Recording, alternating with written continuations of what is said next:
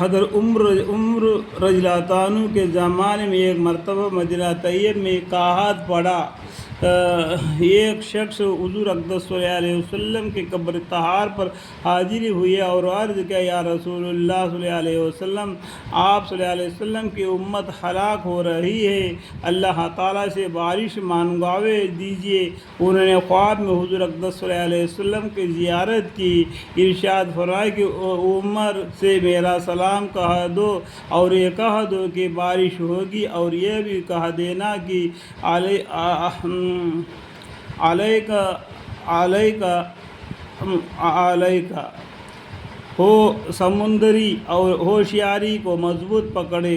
وہ شخص حضرت عمر رضی اللہ عنہ کی خدمت میں حاضری ہوئے اور پیام پہنچایا۔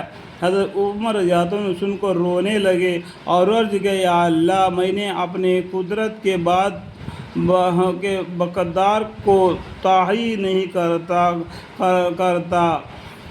محمود بن المنقدر کہتے ہیں کہ ایک شخص نے میرے والد کے پاس 80 اشرفیہ امانت رکھی اور کہا کر جہاد میں چلا گیا کہ اگر ضرورت پڑے تو خرچہ کر لینا، میں واپس آ کر لے لوں گا۔ ان کے جانے کے بعد مدینہ منورہ میں تنگی زیادہ پیش آئی۔ میرے والد نے وہاں خرچہ کر ڈالی۔ جب وہاں احزاب واپس آئے تو انہوں نے اپنی رقم طلب کی اور والد صاحب نے کل کا وعدہ کر لیا اور رات کو قبر طاہر پر حاضری ہو کر عارضی کے کبھی قبر شریف کے قریب دعا کرتے، کبھی منبر شریف کے مسلسل تمام رات یوں ہی گزر گئی۔ صبح کے قریب حضور اقدس صلی اللہ علیہ وسلم کی قبر طاہر کے قریب دعا کر رہے تھے کہ اندری میں ایک شخص کی آواز سنی، وہ کہہ رہے ہیں کہ ابو محمد لے لو۔ میرے والد نے ہاتھ بڑھایا تو انہوں نے ایک تھیلی دی جس میں 80 اشرفیہ تھی۔ الحمدللہ۔ ابو بکر بن المقری رحمۃ اللہ علیہ کہتے ہیں کہ میں اور امام طبرانی اور ابو شیخ مدینہ طیب میں حاضری تھے، کھانے کو کچھ ملا نہیں، روزہ پر روزہ رکھا۔ جب رات ہوئی، عشاء کے قریب میں قبر طاہر پر حاضری ہوا اور عرض کیا، یا رسول اللہ، بھوکے مرضی کر کے میں لوٹ آیا ہوں۔ مجھے ابو القاسم کہنے لگے کہ بیٹا جاؤ، یا تو کچھ کھانے کو آئے گا یا موت آئے گی۔ وہ ابن المنقدر کہتے ہیں کہ میں اور ابو شیخ تو کھڑے ہو گئے، طبرانی میں بیٹھے کچھ سوچتے رہے کہ وقتاً ایک علوی نے دروازہ کھٹکھٹایا۔ ہم نے کوڑا کھولے تو ان کے ساتھ غلام تھے اور ان دونوں کے ہاتھ میں ایک بہت بڑی زنبیل میں آئے۔ میرے دادا آئے اور میرے دادا بھی کہہ رہے ہیں۔ پھر وہ صاحب وہاں سے میرے پاس آئے اور میرا ہاتھ پکڑ کر کہا، اٹھو۔ میں اٹھا کر ان کے ساتھ ہو لیا اور مجھے ساتھ لے کر بابا جبرائیل علیہ السلام سے نکلے، جبرائیل سے نکلے اور باقیہ میں سے نکل کر باہر ایک خیمے میں لے گئے۔ اس میں ایک باندی اور ایک غلام تھے۔ ان سے جا کر کہا، اٹھے۔ انہوں نے مہمان کے لیے کھانا تیار کر دی۔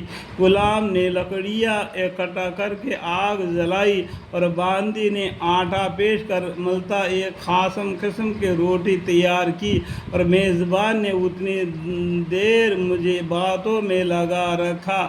جب وہ تیار ہو گئی تو باندی نے لا کر اس کو آدھی آدھی کر کے 2 جگہ رکھی، پھر گھی کا ڈبہ لا کر ان دونوں ٹکڑوں پر بہا دیا۔ اس کے بعد سنہانی کھجوریں، جو بہت بڑی بڑی اعلیٰ قسم کے کھجوریں ہوتی ہے، وہ بہت سے رکھی۔ پھر مجھ سے کہا کھاؤ۔ میں نے کھایا۔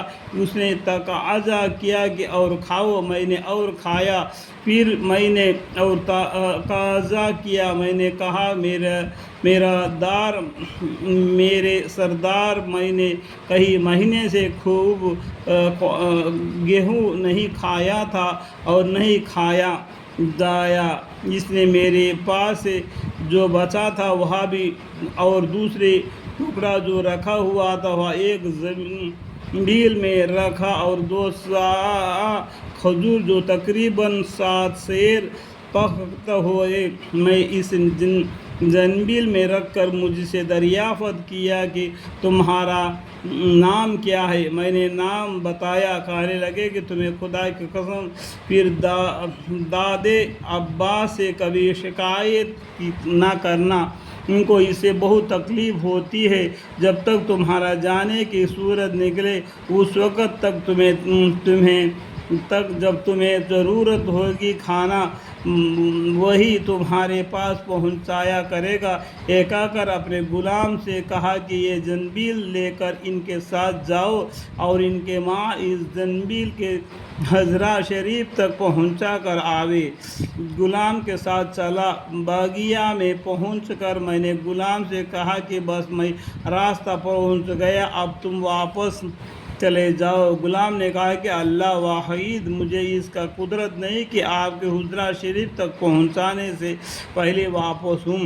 کبھی حضور اقدس صلی اللہ علیہ وسلم میرے سردار کو اس کی خبر نہ کر دے۔ اس نے مجھے حجرہ شریف تک پہنچایا۔ میں نے 4 دن تک اس زنبیل سے کھاتا رہا۔ جب وہ ختم ہو گئی اور مجھے بھوک معلوم ہوئی تو وہی غلام مجھے اور کھانا دے گیا۔ جس طرح ہوتا رہا یہاں تک کہ ایک قافلہ بنویہ جانیل علا تیار ہو گیا اور میں اس کے ساتھ تنبوہ چلا گیا۔